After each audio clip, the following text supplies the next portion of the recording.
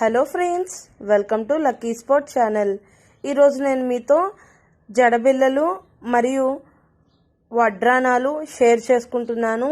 ఇవన్నీ ఇమిటేషన్ మరియు 1 gram gold jewellery అండి. మీకు ఏదన్నా నచ్చినట్లయితే నేను డిస్క్రిప్షన్లో ఒక లింక్ ఇస్తాను. అక్కడ మీరు పిక్ పెడితే ప్రైస్ అనేది తెలుస్తుంది మీకు. మరి వీడియో చివరి వరకు చూసి జ్యువెలరీ కలెక్షన్ అనేది ఎలా ఉందో నాకు మీ కామెంట్ రూపంలో మీ అభిప్రాయాన్ని తెలియచేయండి.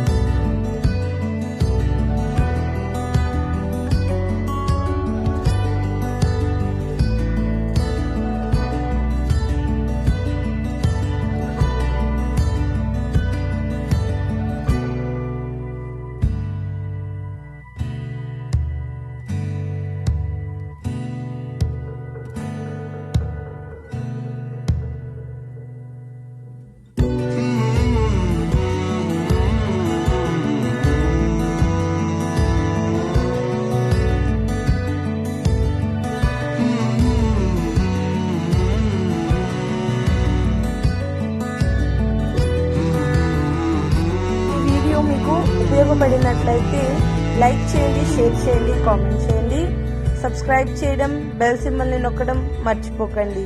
Thank you for watching.